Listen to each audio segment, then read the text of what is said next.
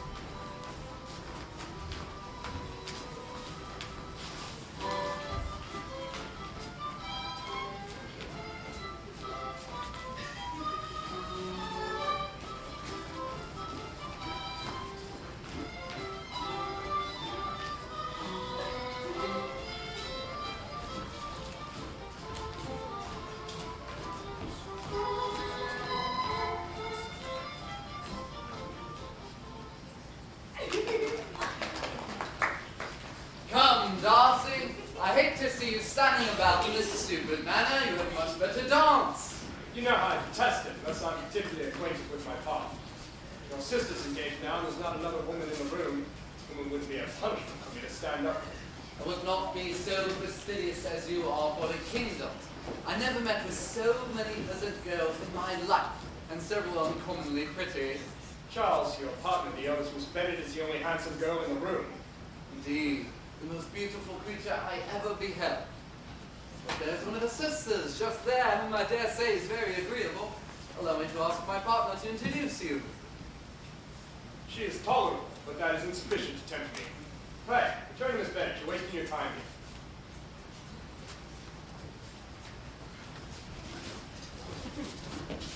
Oh, Mr. Bennet, we have a most excellent ball. Jane is so admired. Mr. Bingley would have danced with her twice. The third one is Miss King, and the fourth, Maria Lucas. On the fifth, Jane again, and the If sixth. he had any compassion for me, my dear, he wouldn't have danced half so much. He's just what a young man ought to be. Sensible, good-humoured, lively, and I never saw such happy manners. So much ease with such perfect good breeding. He is also handsome, which young men should be if he possibly can. I cannot explain to you the shocking rudeness of that Mr. Darcy. And how wise of you not to try, my dear. I was very much flattered by him asking me to dance a second time. I did not expect such a compliment. Pity not you. Compliments always taken by surprise. Never. I can assure you that our Lizzie loses nothing by not suiting that Mr. Darcy's fancy. He is a disagreeable and horrid man. But handsome, my dear, tolerably handsome.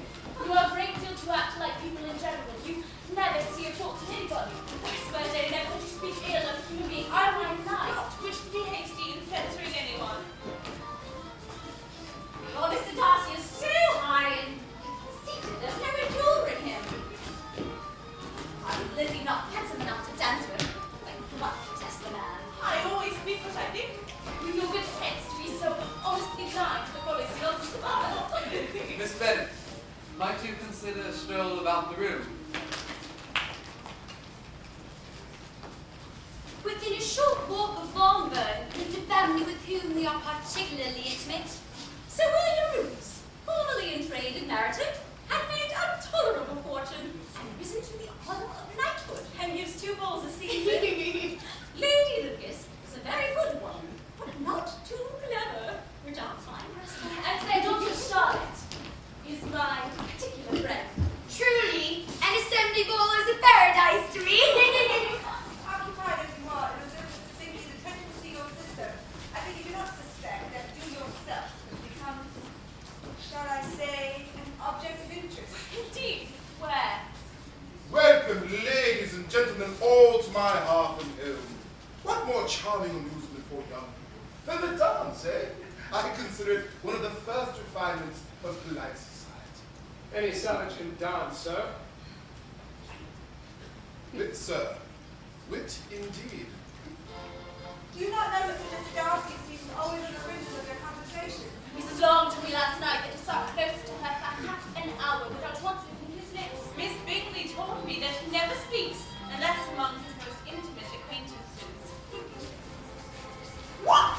La, you waste the ball and I don't capture. Note him. He has an extremely critical eye. And if I do not begin by being impertinent myself, I shall very soon grow afraid of him. Did you not think, Mr. Darcy, that I expressed myself uncommonly well when teasing Colonel Forster to give us a role of characters? With great aim. Budgetty is always a subject which makes a lady energetic. My dear Eliza, why are you not dancing? Mr. Darcy, you cannot refuse to dance, I'm sure, when such beauty is before you. Indeed, sir, I have not the least intention of dancing. I entreat you not to suppose I move this way in order to beg for a pardon. May I have your hand for the next Miss Bennet? Mr. Darcy is all politeness, but I must deny myself a pleasure.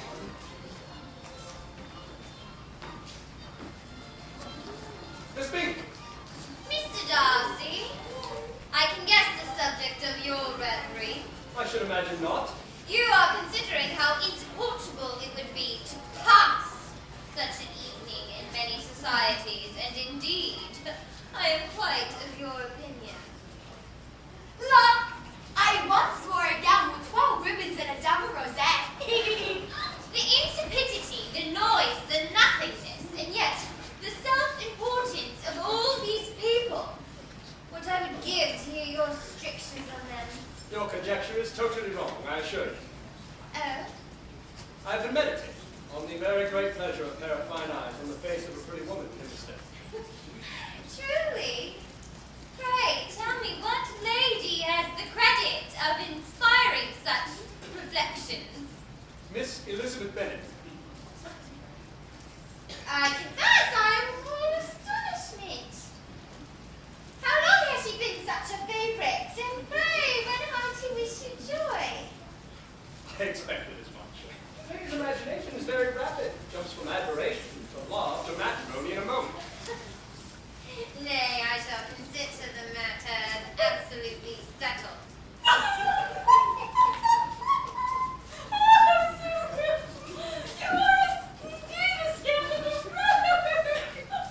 You will make me laugh. You will have a charming mother-in-law indeed. And you will have the pleasure of her always being Aunt Beverly with you. Oh, Mr. Bennet, you should hear what this mischievous fellow would sing. Miss Bennet, pray forgive even the appearance of unwanted attention, but might I request this real? Indeed, sir, it is rather an honor to request. The honor I believe to be mine. Seems that Jane quite admires Mr. Bingley. Noticeably, by the degree. Oh! She likes your sister, undoubtedly. But we would never be able to find her if we did not help him on. But she does help him on as much as nature would allow. Well, remember, Eliza, he does not know Jane's disposition as you do. So they meet tolerably often, and never for many hours together. Jane therefore makes a note that when knowledge is wants to mention. Your plan is a good one. There is nothing we can question but the determination to get to each husband. These are not Jane's feelings, and she has no such design. She takes time, I think, to wreck his character.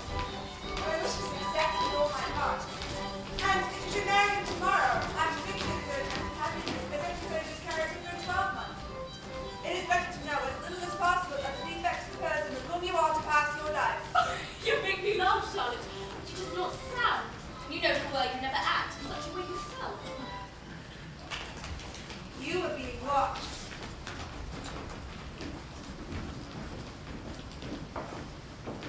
Soon enough at Longbourn, Jane found herself in receipt of an invitation from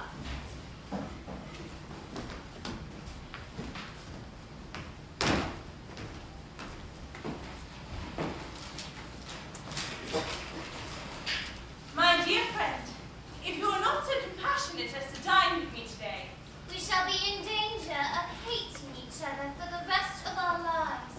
Come as soon as you can on receipt of this. We shall be dining with my brother, as well as other gentlemen and sundry officers. yours ever, Caroline Bingley. with the officers. Me, Kitty, and I go as well, I Mamma. should like to meet sundry officers. Am I mistaken, but was there but one name on the invitation? May I have the carriage, Father? Of course. Oh, indeed not. It would be better, Jane, for you to go on horseback, for the weather looks ill, and you might have the good fortune of becoming thoroughly soaked and staying longer with the Bingleys in ill health.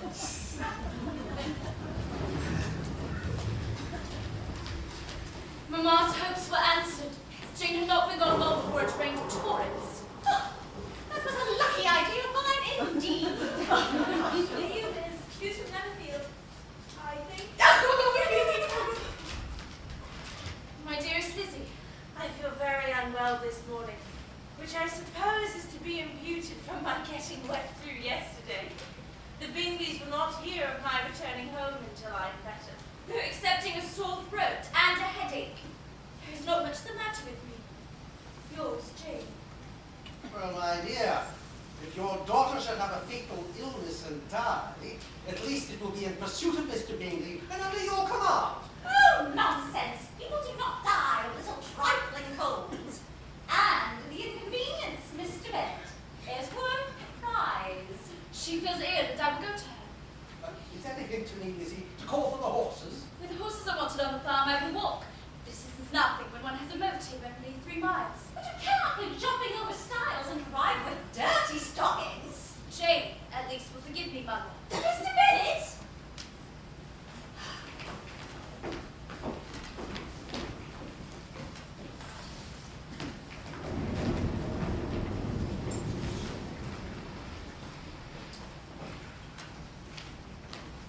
Miss Elizabeth, how remarkably good of you to come. Pleasure, of course, Mr. Bingley. You can imagine that my sister's letter gave me some possible concern. Of course. I wish I could answer that concern more favorably.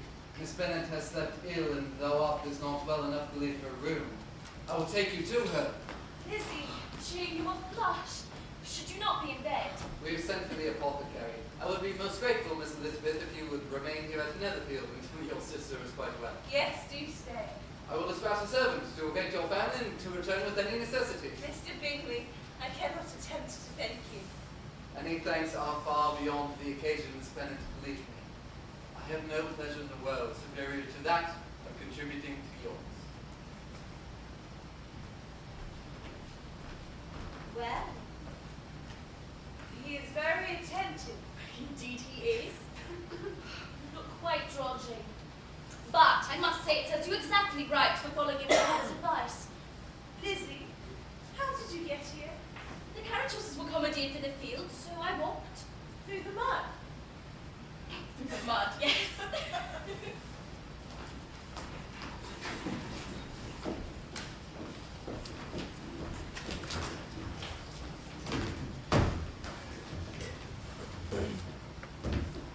To walk 3 miles, or 4 miles, or 5 miles, or whatever it is, above her ankles in mud, and alone, quite alone.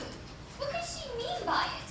It seems to me to show an abominable sort of conceited independence and complete indifference to the poor. It shows an affection for her sister that is very pleasing. I have an excessive regard for Jane Bennet, and I wish she were well settled. But with such a father and mother and such low connections, I'm afraid there is no chance of it. Their uncle is an attorney in Meryton, and another lives somewhere near Cheapside. If they had uncles enough to fill all Cheapside, it would not make them one jot less agreeable. Ah, Miss Elizabeth, a pleasure. Your sister improves, I hope. She is resting, but hopes not to be thought unsociable. Indeed not. I find it singular and intriguing that you prefer reading to cards, Miss Bennet. Miss Elizabeth Bennet despises cards. She is a great reader, with little pleasure in anything else. I deserve neither such praise nor such censure. I am not a great reader, and I take pleasure in many things. In nursing your sister, I'm sure. Yeah, yeah. Has Miss Darcy grown much since the spring? I long to see your charming sister again. Such manners and so accomplished for her age. It is amazing to me how young ladies can have the patience to be so very accomplished as they all are. Oh, my dear Charles, what do you mean? Yes, Caroline Orr. I've never heard a young lady spoken of for the first time without being informed that she was very accomplished. I fear I cannot boast of knowing more than half a dozen women in my whole range of acquaintance who are truly accomplished. Then you must comprehend a great deal in your idea of an accomplished woman. She must have a thorough knowledge of music, singing, drawing, dancing, languages, and a certain something in her air and manner, her tone of voice, her expressions, or the word will be but half deserved. To all this, she must yet add something more substantial to the improvement of her mind by extensive reading.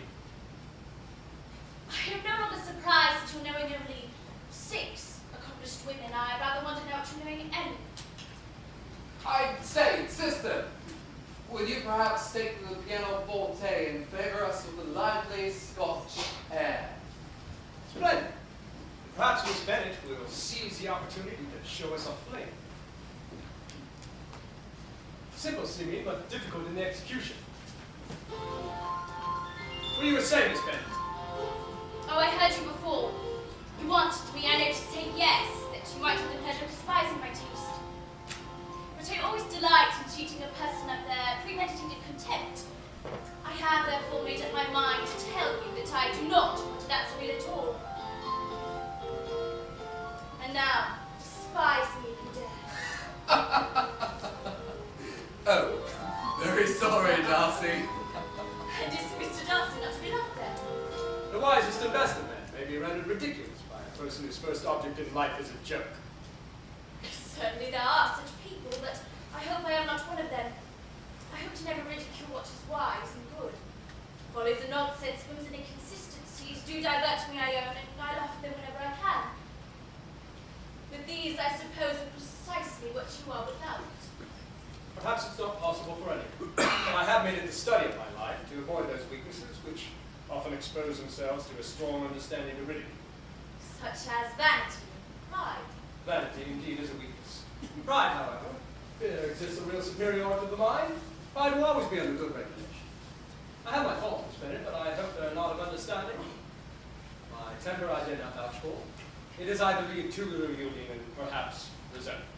My good opinion once lost is lost forever. That is a failing indeed. But you have chosen your fault well. I really cannot laugh at it. You are safe from me. I do believe that in every disposition there exists a natural defect, a particular evil, which even the best education cannot overcome. And your defect is the propensity to hate everybody. And yours, Miss Bennet, is to willfully misunderstand.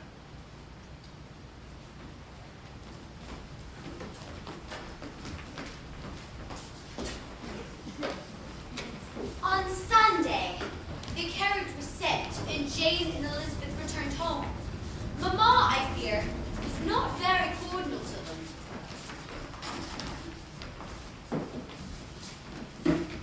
I cannot for the life of me see, Elizabeth, why you had to rush Jane home. I wasn't rushed, Mamma. Well, I, for one, am gratified.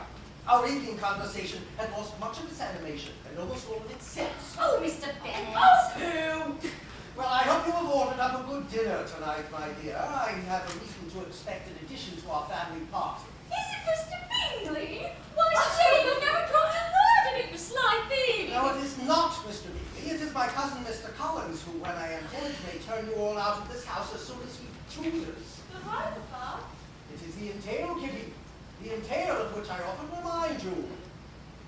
My property can only be inherited by a male heir, and I, having produced none, Mr. Collins is a legal recipient. Oh, pray do not talk of that odious man with his odious legality. It is monstrous that your estate should be entailed away from your own children. Mr. Collins was punctual to his time. Ah, Mrs. Bennet, Mr. Bennet. As pastor of the Church of England, I flatter myself that my present overtures of goodwill are highly commendable, and that the circumstances of my being next in the entail of the Longbourn estate will be kindly overlooked on your part, and not lead you to reject the proffered olive branch. As for your daughters, I have heard much of their beauty. But in the instance, fame has fallen short of the truth, and I doubt not seeing them, as I might say, to be well disposed of in marriage. You are very kind, sir, and I wish with all my heart it proved so, or else they will be destitute enough. I am quite sensible, madam, as to the hardship of my fair cousins, but I can assure the young ladies that I do come prepared to admire them. At present, I will not say more, but perhaps when we are better acquainted.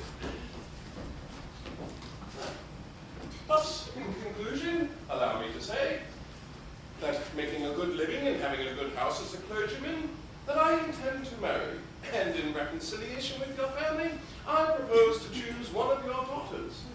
Surely you will agree that this atonement is an excellent one, both generous and disinterested on my part. Indeed. I very much approve of your eldest. Jane. I conceive her both fetching and decorous. She should do quite nicely. And seniority must be served. Jane. Sir, as to my younger daughters, I cannot take it upon myself to say, but I know of no predispositions. Concerning my eldest, Jane? Jane, Jane. I feel it incumbent to say that she is very likely to be soon engaged. Ah, I see. And the next in age? Elizabeth. Elizabeth. Yes. Very forthright and not at all unpresentable.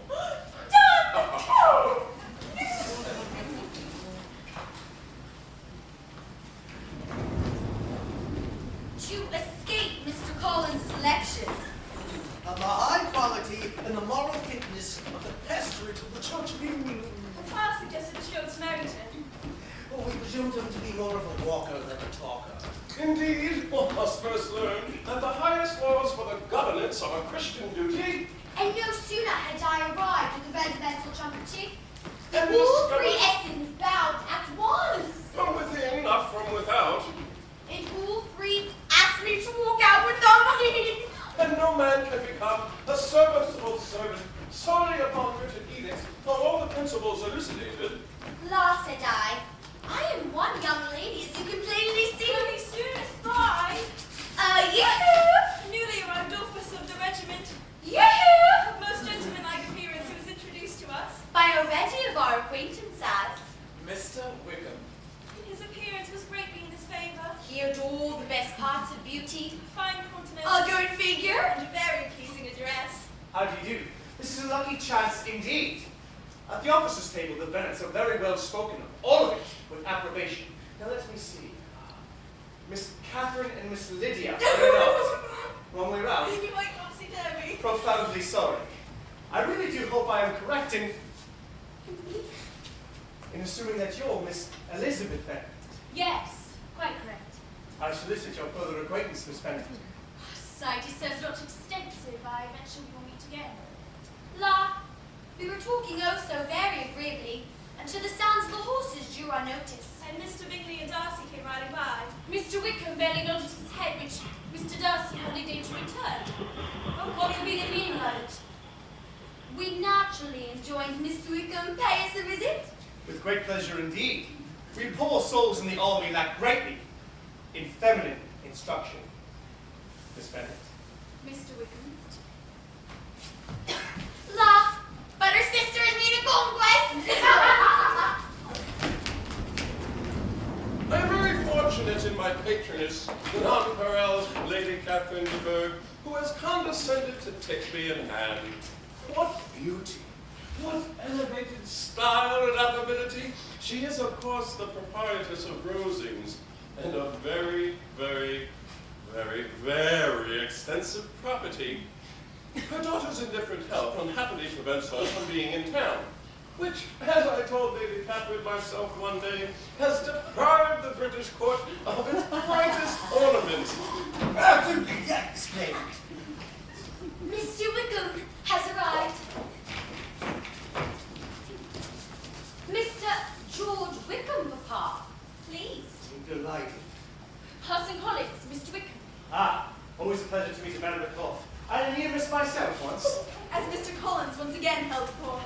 As I have more than once told Lady Catherine myself, that her charming daughter seemed born to be a duchess, and that the most elevated rank, instead of giving her consequence, should be adorned by her. But, to be brief, Mr. Wickham suggested that I show him around the grounds. Please, excuse my temerity in accepting your sister's kind invitation with an almost unbecoming alacrity. It is a great kindness to seek us out.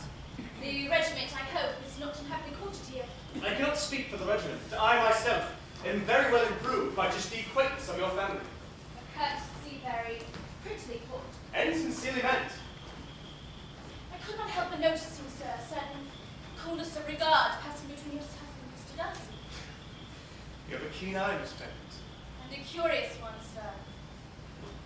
Might I ask, how far is Netherfield from Meryton? 3 miles, perhaps. Indeed. How long has Mr. Darcy been staying there? About a month. He is a man of very large property, Darcy in Derbyshire, I understand. Yes, his estate there is enormous. I have been connected with his family since my infancy. Are you much acquainted with him? I spent 4 days in the same house with him and think him very disagreeable. In general, your opinion of him would astonish. Really? He is not at all liked in Hertfordshire. May I express surprise? Perhaps the world sees his fortune, and in consequence sees him as he chooses to be seen. I should take him even on my slightest acquaintance to be a very ill-tempered man. Please. I fear I have very considerable knowledge of him. The late Mr. Darcy, his father, had a very uncommon attachment to me. I could not do justice to his kindness. His son and I were born in the same parish, sharing the same amusements. My father was his father's estate manager. The elder Mr. Darcy knew that the church ought to be my profession, and promised me the family parish when it became available. Or, if not, a voluntary promise of providing for me. Both were countermanded by young Darcy after his father's death. On what grounds? Had the elder Mr. Darcy liked me less, his son would have been born with me better. But his uncommon attachment to me irritated him, and he did not have the sort of temper to bear the competition in which we stood. In short, his behavior towards me has been scandalous. But I do not trust myself on the subject. I cannot be fair to him now. I had not thought Mr. Darcy as bad as this. I fear I trace all of Mr. Darcy's actions to his considerable pride. Can such abominable pride as his have ever done him any good? I must know him to be loyal and generous, display hospitality, assist his tenants, and relieve the poor. Family pride and filial pride have done this. His father's preference for me has pricked that pride and made him my enemy. I am astonished at his intimacy with Mr. Bingley. Do you know him? Not at all. He is a sweet-tempered, amiable, charming man. He cannot know what Mr. Darcy is. Now, Mr. Darcy can please when he chooses. He does not want abilities. My judgment would be that Mr. Darcy deserves to be publicly disgraced. Sometime or another he will be, but it shall not be by me. Miss Elizabeth, may I say, the aspect of the troubling subject has not made you a whit less delightful. I must suppose that the relationship you have described will not allow your presence at the coming ball at Netherfield. I fear discomfort for all involved, but make no mistake, Miss Bennet. I keenly feel the loss.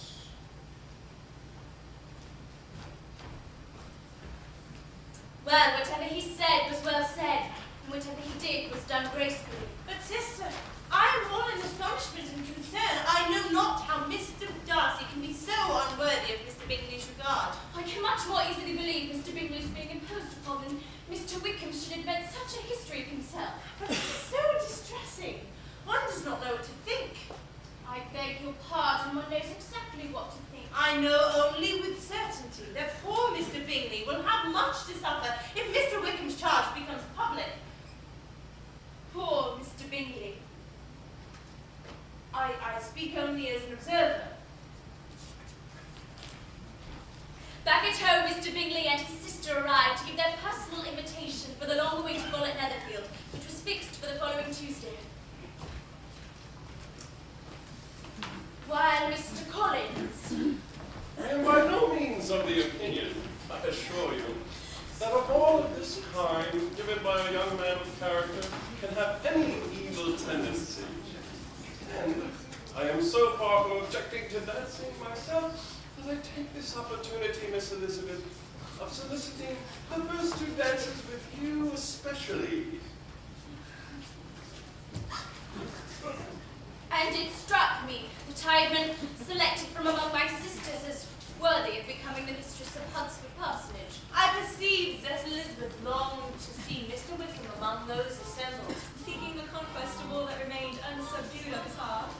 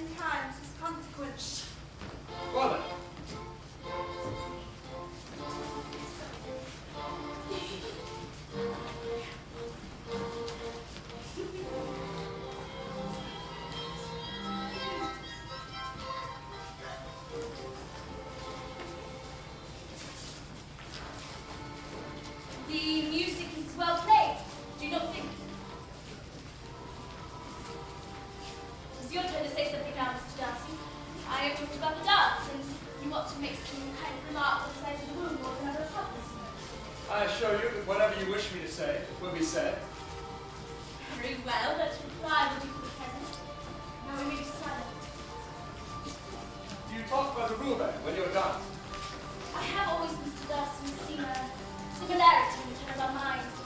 We are each of them so fantastic in this position, unwilling to say anything unless we expect to raise the whole room, and to be handed on to posterity with the Latin proverb. This is no very striking resemblance to your own character, I'm sure. On the other hand, mine, I can hardly tell. We recently had the very great pleasure of forming an acquaintance with a childhood friend of yours, a Mr. Wickham. Mr. Wickham may be blessed with such happy manners as to ensure his making friends. Whether he is equally capable of retaining them, I am less certain. He has been so unlucky as to lose your friendship, and in a manner which may affect him for the rest of his life. What do you think of books, Mrs. Elizabeth? I cannot talk of books in a ballroom. My cage is full of something else. I once heard you say, Mr. Darcy, that you hardly ever forgave. That your resentment once created was unappeasable. You are very cautious, I suppose, as to its being created. I am. And never allow yourself to be blinded by prejudice. Now, as to what these questions tend. Merely to the illustration of your character, I'm trying to make it out. What is your success? I do not get on at all. There are so many different accounts of you as to puzzle me exceedingly. I can readily believe that reports may vary greatly with respect to me. I would wish, Miss Bennet, that you would not sketch my character at present, for I believe there is reason to fear your performance will reflect no credit on either. Mr. Darcy, you are, if I am not mistaken, the nephew of my eminent patroness, Lady Catherine de Bourgh, who has secured for me the living at the Huntsford parsonage. Thus, allow me to observe that I do consider the clerical office as equal in point of dignity to that of the highest rank of the kingdom, provided, of course, that a proper humility of behavior is at the same time maintained. You've neglected your name, sir. Have I? You have. Mr. Collins. Delighted. Excellent. Most excellent. I have no reason, I assure you, to be displeased with my reception. He answered me with the utmost of civility, and upon the whole I am very much pleased with him. Though he neglected his name. Did he? Miss Eliza, I hear you are quite delighted with George Wickham. Oh yes, your sister Jane has been talking to me. Did you know he was the son of the late Mr. Darcy's steward? I believe he's so assertive. Let me recommend you, however, as a friend, not to give implicit confidence to all his assertions. As to Mr. Darcy's using him ill, it is perfectly false. For on the contrary, however, he has always been remarkably kind to him. Well, George Wickham has treated Mr. Darcy in a most infamous manner. I do not know the particulars, but his being in the country at all is a most insolent thing. Considering his descent, one cannot expect much better. his guilt and his descent appear by your account to be one and the same. For I have heard you accuse him of being nothing more than the son of the late Mr. Darcy's steward, and of that, I can assure you, he already informed me himself. I beg your pardon. Please forgive me. It was kindly meant. Insolent girl. By heavens, you've stepped it wonderfully. Under your instructions, sir. Well, that at least promises the felicity which a marriage of true affection can bestow. Miss Bingley. I'm sure I need to enumerate the advantages of such a match. Mamma, Such an advantage to live but 3 miles apart. And such a comfort to know how fond you are of Jane. sadly our carriage awaits, But and we must go. Ah, Miss Elizabeth. It is a great shame that we quitted it but once. When at last the guests and officers quitted the house, Mamma spoke all the way home of preparations, new carriages, wedding clothes, and seeing Jane settled at Netherfield within 3 months. Oh, and Mr. Collins' marriage to Elizabeth as well.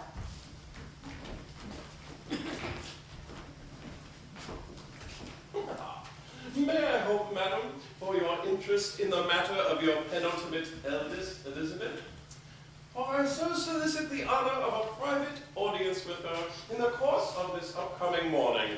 Oh, what? Oh, yes. Yes, I see. Dear me. Yes, certainly. I see your drift. Dear Mr. Collins, I am sure that Elizabeth will be very happy. And I am sure she can have no objections. A private audience. Come, Kitty, Lydia. I want you upstairs. Dear Madame, do not go. Not go. Mr. Collins must excuse me, but he can have nothing to say that anybody need not hear. Indeed, I am going away myself. Nonsense, Lizzie. I desire you will stay where you are. Nay, I insist upon you staying and hearing Mr. Collins. Come, Kitty, Lydia. Stay.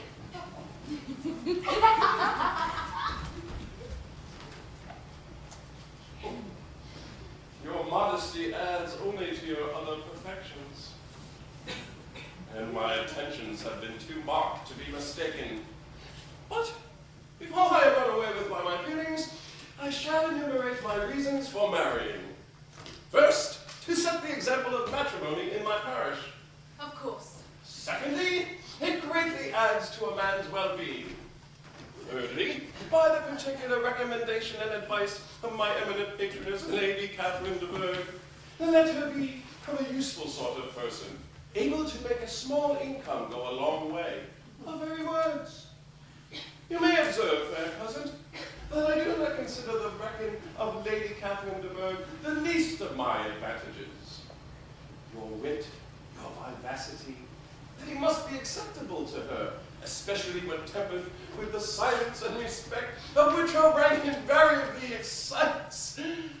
Fourth, as I am to inherit this estate upon the death of your honored father, I feel bound to choose a wife from among his daughters, so that the loss to them will be as little as possible.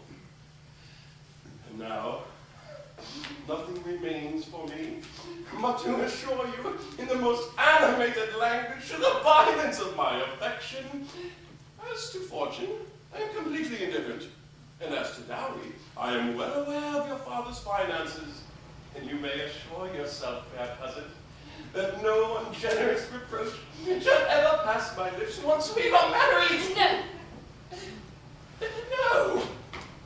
I am very sensible of the honor of your proposals, but it is impossible for me to do otherwise than decline them. Oh, it is usual with young ladies to at first reject the addresses of the man that they secretly need to accept. I do assure you, sir, that I am not one of those young ladies. You could not make me happy, and I am convinced that I am the last woman in the world who can make you so. Were your friend, Lady Catherine, to know me, I am sure she would find me in every respect ill-qualified for the situation. This matter may be considered, therefore, as finally settled. Oh, you cannot be serious in your rejection of me. Why, good sense and financial necessity forbid it. It is your hope to increase my love by suspense, such is the practice of usual elegant females. I am not, Mr. Collins, an elegant female intending to plague you. I am a rational creature speaking the truth from her heart. I will not have you. Can I speak plainer? You are uniformly charming.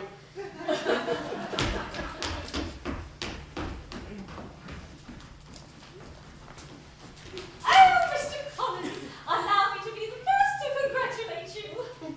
She has begun uniformly with a decline.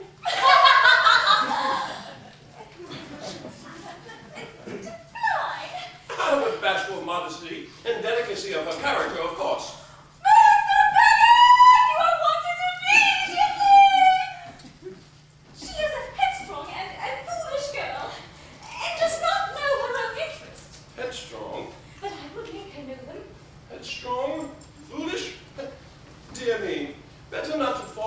acceptance, because if liable to such defects of temper, she could not contribute much to my felicity. Oh, Mr. Bennet, you must make Lizzie marry Mr. Collins, for she vows she will not have him. Pray, excuse me. I have not the pleasure of understanding you, my dear. And Mr. Collins begins to say he will not have Lizzie. And what will I to do on the occasion? Why, insist upon her marrying him. Come here, my dear. Lizzie, is it true that Mr. Collins has made you an offer of marriage? It is. And this offer of marriage you have refused. I have, sir. Well, Elizabeth, an unhappy alternative is before you. Your mother will never see you again if you do not marry Mr. Collins.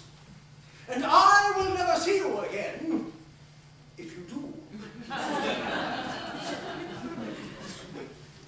I tell you what, Miss Lizzie, you go on this way, and you will never get a husband at all. And I am sure I do not know who is to maintain you when your father is dead. Oh dear, Mr. Collins. Please excuse me. But I wish to withdraw my pretensions to your daughter's favor. I have come to find that her high spirits may not find a perfect expression in the somewhat circumscribed life of the parsonage. I've meant well, but if my manner has been in any way reprehensible, I here beg leave to apologize. I am resigned, but I hope improved. Resignation is never so perfect as to when the blessing denied begins to lose its value in our estimation.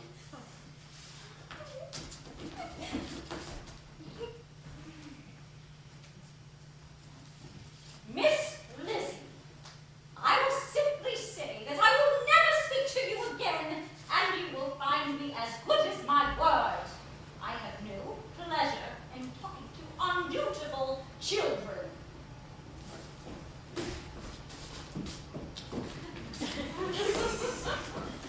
The discussion of Mr. Collins' offer was now nearly at an end, but rather than decamp in disarray, he made it known That he was have to go on Saturday, and to Saturday he meant to stay. and The assiduous attentions paid to Lizzie were transferred, Charlotte Lucas, who was visiting, whose civility in listening to him was a seasonable relief to us all. James come from Netherfield. Caroline Bingley says the whole party are leaving for town without any intention of coming back again. I do not pretend to regret anything. I shall leave in Hertfordshire except for your society, my dearest friend. It is evident that Mr. Bingley comes back no more this winter. It is only evident that Mr. Bingley does not think he should. I'll read you the passage that particularly hurts me. I have no reserves from you.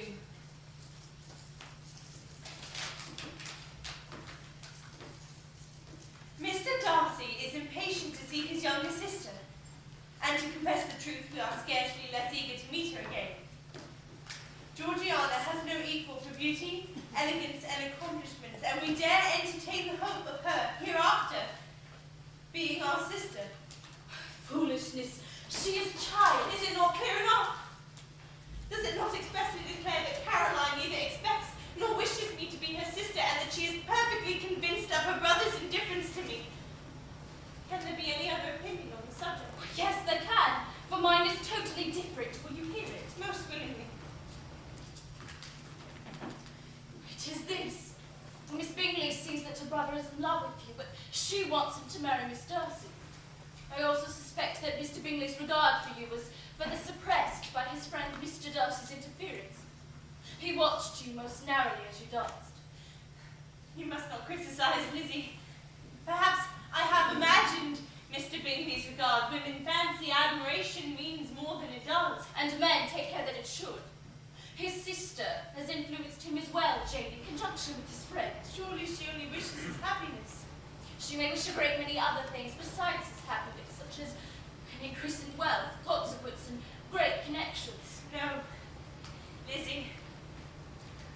think no ill of him or his sister. Let me take it in the best light, in the light which it may be understood. I have at least the knowledge that it has only been an error of fancy on my side and has done no harm to anyone but myself. Really, you are too good. You wish to think all the world respectable. The more I save the world, the more I am dissatisfied with it. And every day confronts my belief of the inconsistencies of human characters. I have come to distrust the appearance of either merit or sense. You must not hinder your happiness on my behalf.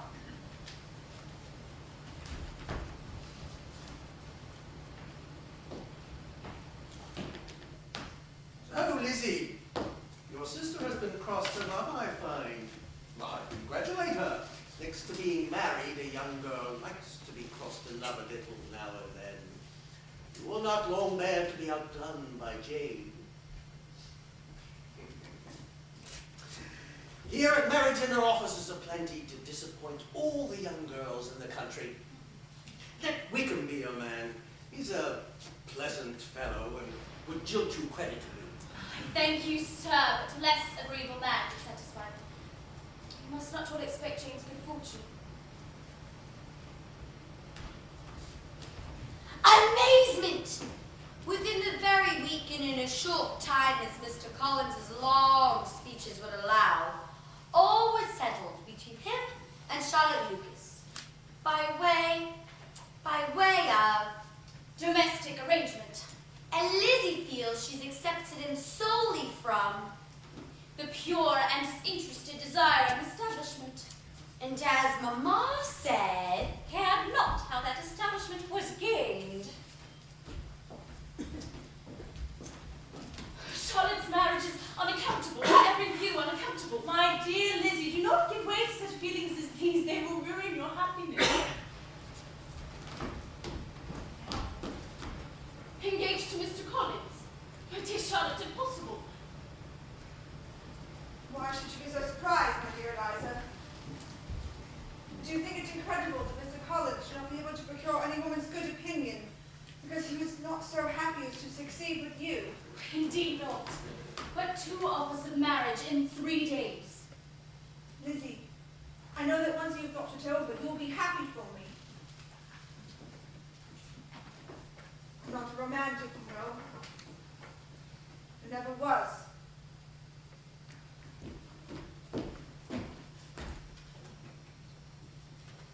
You must come visit the parsonage as soon as whenever you can.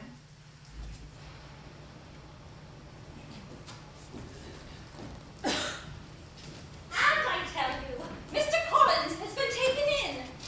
Worse, Elizabeth, I'm sure, is the cause of all the mischief. No. I tell you, you're in a pitiable state. Because of the entail, Charlotte Lucas will become mistress of this house, and I will be forced to make way for her. I'm glad to see her take my place in it. Let us not lose hope, my dear. Let us flatter ourselves that I may be the survivor.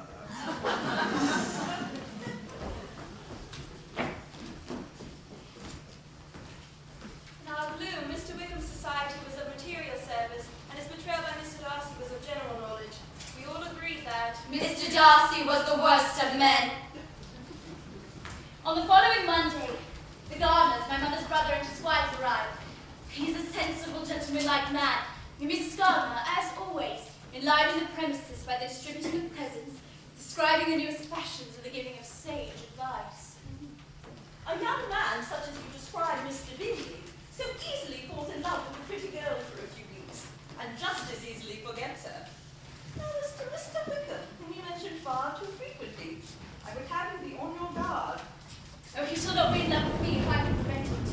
Do not involve yourself in an affection which the want of fortune should make very imprudent. To present, I am not in love with Mr. Wickham. But I count him as the most agreeable man I ever saw. Unwise. But how am I to be wiser than any of my fellow creatures if I am tempted? Or how am I to even know that it would be wisdom to resist? All I can promise you, therefore, is not to be in a hurry. I say no more. I shall take Jane with me to London, poor girl, as a change of scene might be of service. It had better have happened to you, Lizzie. You would have laughed yourself out of it sooner. I understand you were to visit the Collinses in their newly married state, and you might visit me as well. As March was to take me to Hunsford Parsonage, the improvement of spending a night in London made plan perfect as plan to be. 2 months now, still London is agreeable to you. My dear Lizzie, sit with me. With every pleasure. You look so well. I confess myself to have been entirely deceived in Miss Bingley's regard for me. She has barely visited me here in London, and when she did come, it was evident she took no pleasure in it. In fact, she seemed to have come to convince me of her brother's interest in Miss Darcy. All gentlemen are held in my lowest repute. It is said that Mr. Wickham is now the admirer of a certain Miss King, whose most remarkable charm, I might add, seems to be the acquisition through family mortality of £10,000. And it is at the least indelicate of him to turn his attentions toward her so soon after this event. You are pale, Elizabeth. Are you ill? A man in such distressed circumstances has not the time for the elegant decorums which others might observe. If she does not object to it, why should we? Her not objecting to it does not justify him. I have a very poor opinion of young men in Derbyshire, and the intimate friends in Hertfordshire not much better. I am sick of them all. Thank heavens I am going tomorrow to Hunsford Parsonage, where I shall meet with a man who has not one agreeable quality, and neither manner nor sense to recommend him. Perhaps stupid men are the only ones worth knowing after all. Bravo! You must accompany Mr. Gardner and myself on a tour of pleasure this summer, where we shall avoid the sex altogether and regard the landscape. My dear aunt, what delight, what felicity. You give me fresh life and vigour, adieu to disappointment and spleen. What a land to rocks and mountains. Every object of my next day's journey was new and interesting. The chaise comfortable, the weather delightful, and all conspired for the pleasure of a traveller. At length, Hunsford Parsonage was discernible, and Mr. Collins and Charlotte appeared at the gate. My dearest Lizzie, you are welcome and welcome again. Come immediately from this waiting jostle. I have news of Lady Catherine's delicate consideration and civility in inviting us to dine at Rosings the next night but one. Do not make yourself uneasy, my fair cousin, based on your apparel.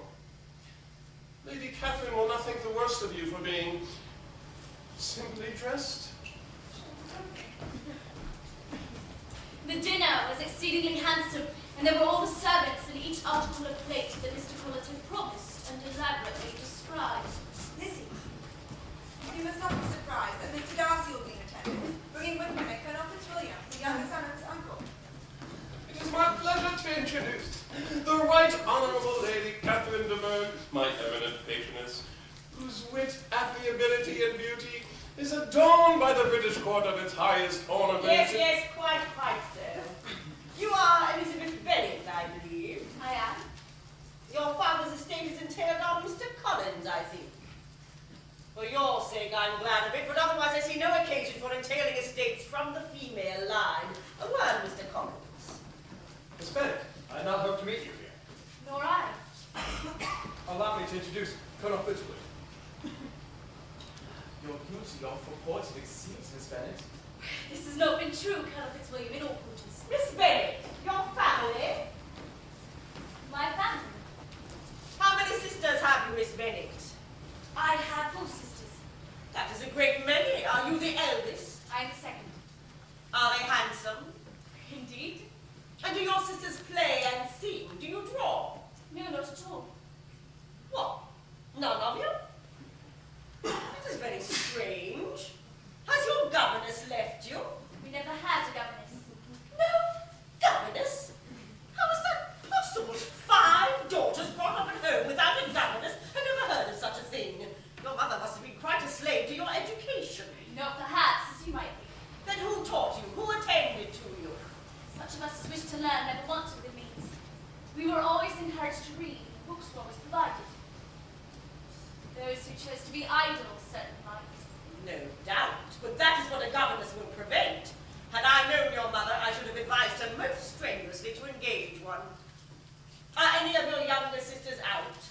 yes, ma'am, all. All? All 5 out at once? Very odd. The younger ones out before the eldest are married. But really, ma'am, I think it would be very hard upon younger sisters that they not have their shared society and amusement, simply because the elder have not the means or the inclination to marry early. Upon my word, you express your opinion very decidedly for so young a person. Pray, what is your age? With 3 younger sisters grown up, your ladyship can hardly expect me to own it. What is that you're saying, Fitzwilliam? What are you telling Miss Bennet? We are speaking of music, madam. Of music? Then pray speak aloud. I am reminding Miss Bennet of her earlier promise to favor us at the pianoforte. Ah, yes. Pray, excuse me. I fear you will not find me a great proficient. Pray, continue your conversation rather than attend me.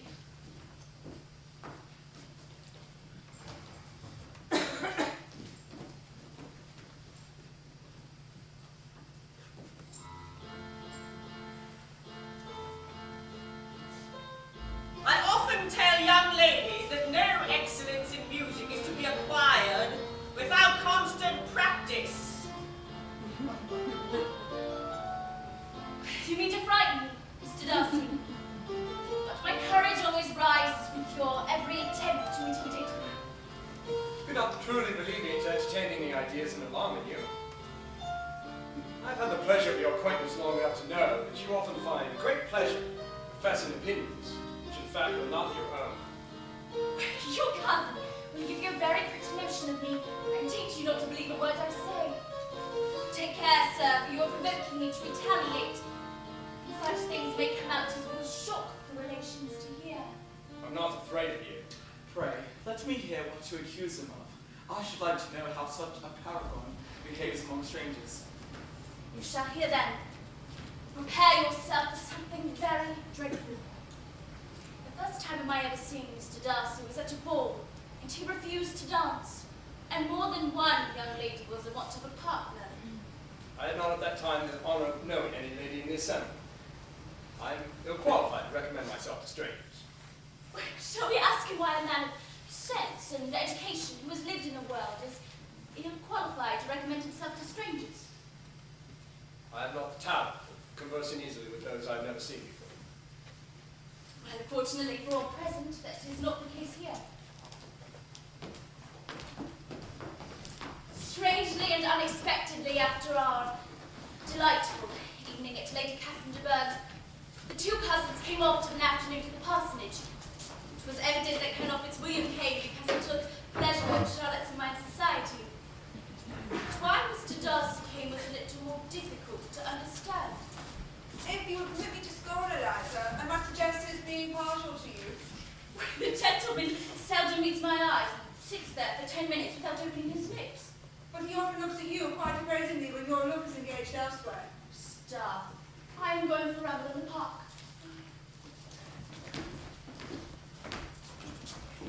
Ah, Miss Bennet. Colonel Fitzwilliam. I never knew you walked this way. Are you going much further? No, I should have turned in a moment. Do you certainly leave Kent on Saturday? Yes, if Darcy does not put it off occasion. I've never known anybody who does not more enjoy the power of doing what he likes than Mr. Darcy. But so we all do. It is only that he has, well, better means of having it than many others, and I'm at his disposal. I suppose he brought you down for the mere sake of having somebody at his disposal. I wonder he does not marry to secure a lasting convenience of that kind. But perhaps his sister just as well for the present as she is under his sole care. In fact, I'm joined with him in the guardianship of Miss Darcy. Are you indeed? Young ladies of her age are sometimes a little difficult to manage. And if she has true Darcy's spirit, she may like to have her own way. Indeed, she is one of the most tractable creatures in the world, and a great favorite of Miss Bingley. I think I've heard you say you know her. A little. Mr. Darcy is uncommonly kind to Mr. Bingley, and takes a pretty distinct care of him. From something Darcy said, I reason to think Bingley very much indebted to him. It is a circumstance which Darcy, of course, could not wish to be generally known. Because if it were to be around to the lady's family, it would be an unpleasant thing. You may, of course, depend on my not mentioning it. Yes. He merely told me that he congratulated himself on having lately saved a friend from the inconveniences of a most imprudent marriage, and, well, I only suspected it to be vaguely as his open nature might get him into a scrape of that sort. Please, pardon me, but I do not see what right Mr. Darcy has to decide on the propriety of a friend's inclination. As I recall, there were some very strong objections to the lady's family. One was a country attorney, and another was a sort of mercantile background, perhaps an extreme mother. But this is all conjecture. Good day to you, Miss Bennet.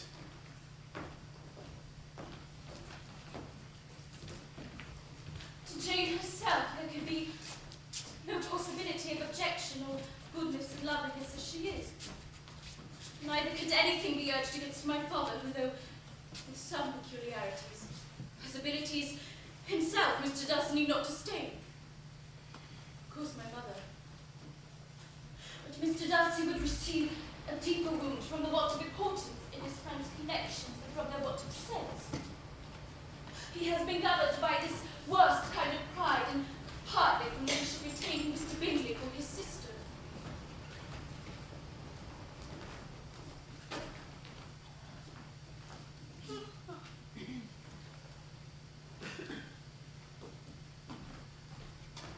Miss Bennet. Mr. Darcy. Miss Bennet, would it be suitable if I inquired of your health? My health. As I've not.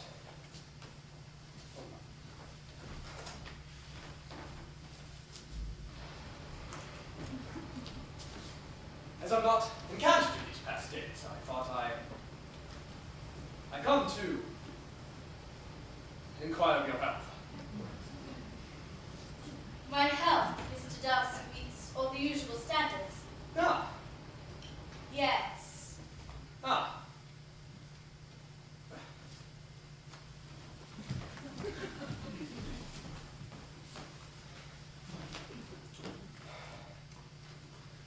In vain I struggle. This will not do. My feelings will not be repressed. You must allow me to tell you how utterly I admire and love you.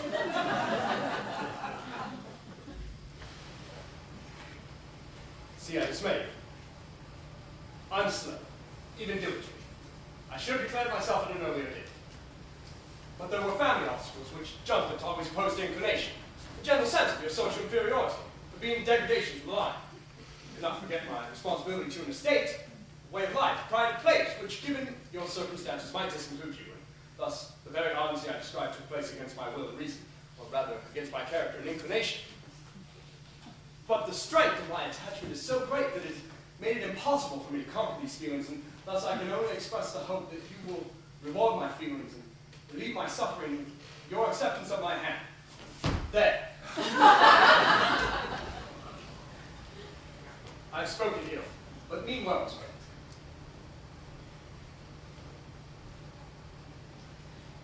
In such cases as these, it is, I believe, the established mode to express a sense of obligation. The sentiments avowed, however unequally they may be returned. It is natural that obligation should be felt, and if I could feel gratitude, I would now thank you. But I cannot. I have never desired your good opinion, and you have certainly bestowed it most unwillingly. The feelings which you say have long prevented the acknowledgement of your regard can have little trouble in overcoming it after this explanation. So this is your reply? This is all the reply I would have expected. You might perhaps wish to be informed on why, with so little endeavored civility, I thus rejected. I might as well inquire why, with so evident a design of offending and insulting me. You chose to tell me that you liked me against your will, against your reason, even against your character.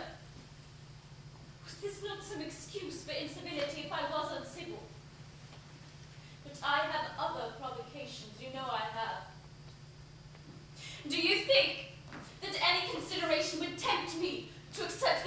been the means of ruining, perhaps forever, the happiness of a most beloved sister. You divided Mr. Bingley and Jane from each other, or at least yours was the very principal means, involving them in the misery of the acutest kind. Can you deny that you have done it? I do not deny that I did everything in my power to separate my friend from your sister. Or that I rejoice in my success.